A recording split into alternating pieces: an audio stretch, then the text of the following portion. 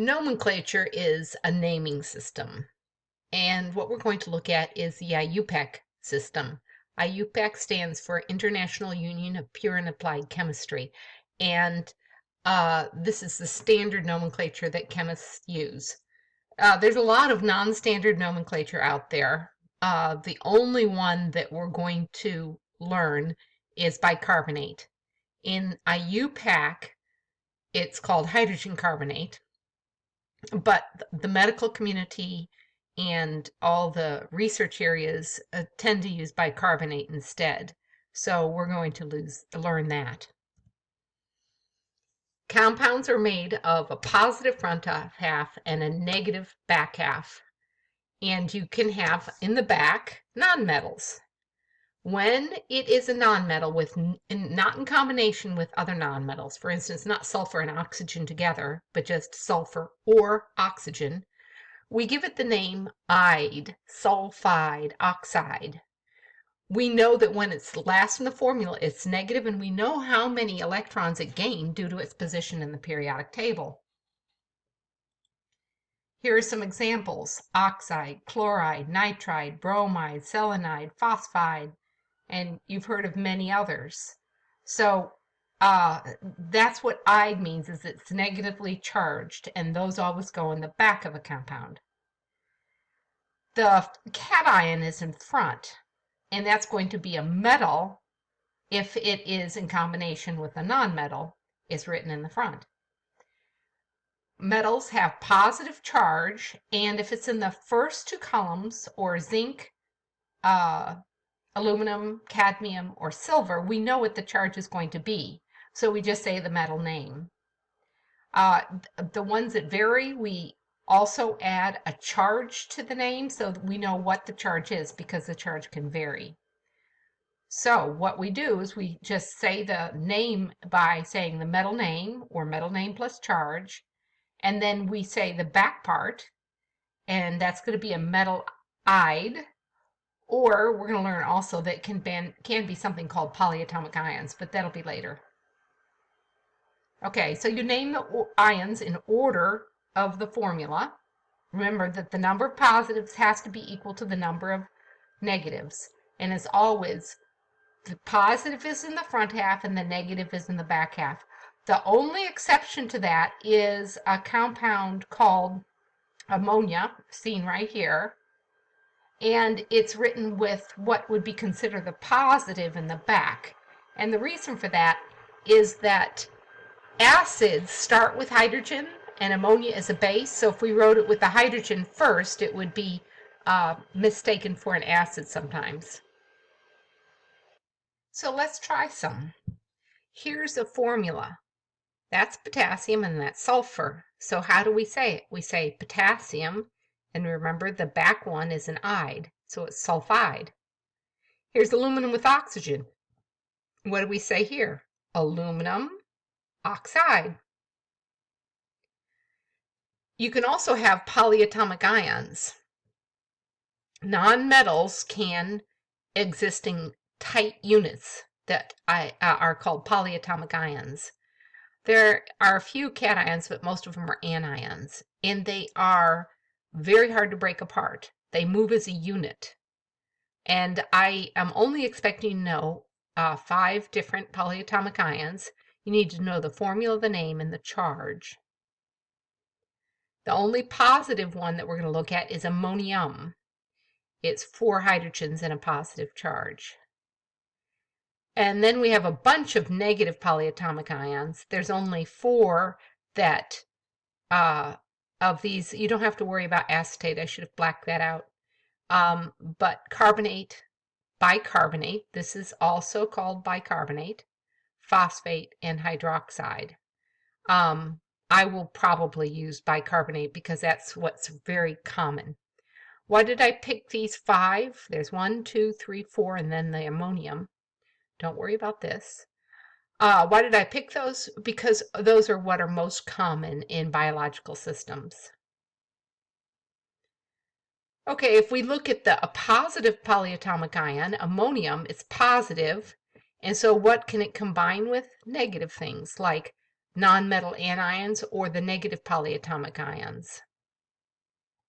Realize that when ammonium is in a compound, it is an ion, and so those compounds are ionic. The negative polyatomic ions will combine with metal cations or with hydrogen positive ions.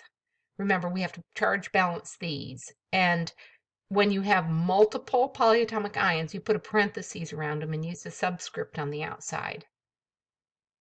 Let's look at an example of that. Ammonium with carbonate. This is ammonium, and that's carbonate. How do we combine these two? Well, we have to have balanced charge. So there's two negatives here, so we're going to need two positives. So what do? Is we put a parenthesis around the ammonium and put a subscript 2. That's the only time we use parentheses in this type of nomenclature. And then we just call it ammonium carbonate. Go ahead and write formulas for these two compounds and then start up the lecture again. So sodium is in the first column of the periodic table, so it has a positive 1 charge. If you look up sulfate, you'll see that it's sulfur with 4 oxygens and a 2 negative charge.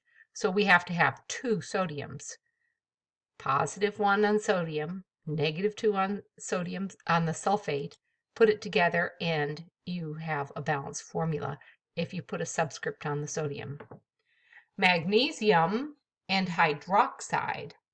How do you combine them together?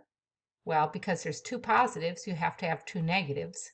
So I have a subscript of 2 after putting a parenthesis around the hydroxide. Notice there's no parentheses around a polyatomic ion when there's only one of them. Go ahead and name these compounds. Well, this is potassium, and this is a polyatomic ion bicarbonate. So potassium bicarbonate. This is zinc, and that is the polyatomic ion named nitrate. So we say zinc nitrate. Aluminum and sulfite. Barium and phosphate. Write the formulas for these compounds. Well, calcium has a 2 positive charge, and cyanide, you have to look these up in the in tables, realize, has a negative 1 charge. So calcium 2 plus cyanide negative 1, you have to have 2 cyanide. Sodium hypochlorite, that's what's in bleach. Sodium positive 1, and hypochlorite is a chlorine attached to an oxygen with a negative 1 charge. So it is sodium, and then this part's hypochlorite. Lithium sulfate. Lithium positive 1, sulfate negative 2. So you have to have 2 lithiums. Magnesium nitrite. Magnesium positive 1, positive 2, nitrate, negative 1. So you have to have 2 nitrites. Potassium bicarbonate. Potassium has a positive 1, and bicarbonate has a negative 1 charge. Do not get confused. This is nitride, that's nitrite, and that's nitrate. This is sulfide, this is sulfite, and this is sulfate. It's easy to get these confused.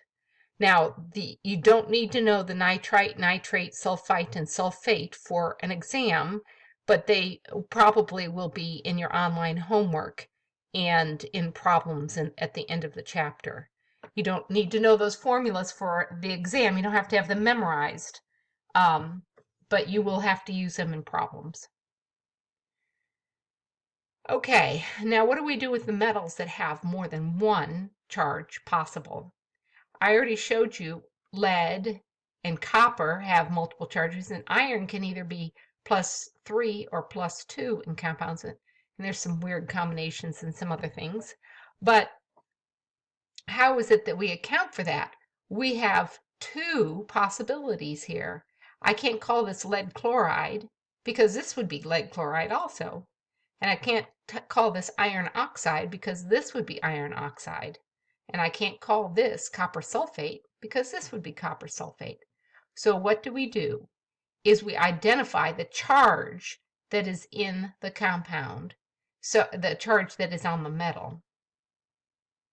So the format is we say the metal name, and then in parentheses, we put the charge as a Roman numeral, and then we follow with the name of the negative half, the back half.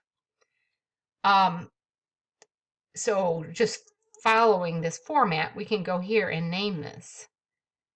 Because I can see chloride has a -1, the charge on this lead must be +2.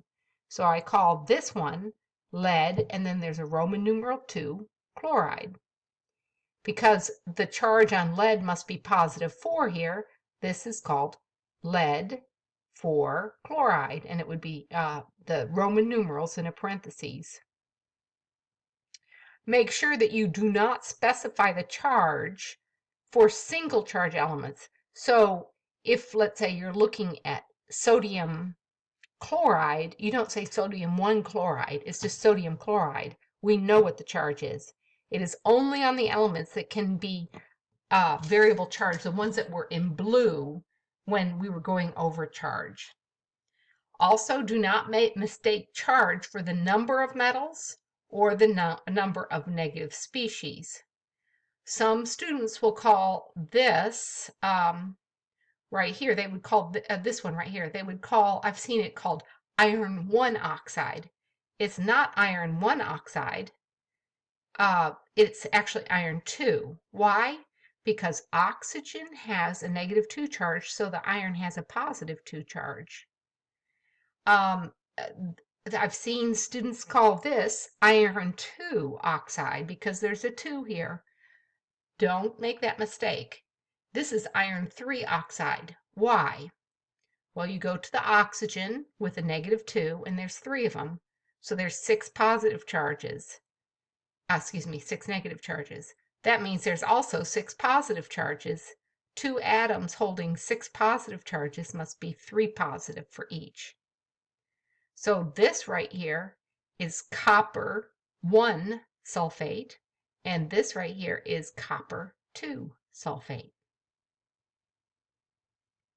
So going through this once again, lead 2 chloride, lead 4 chloride, iron 3 oxide, iron 2 oxide, copper 1 sulfate, and copper 2 sulfate.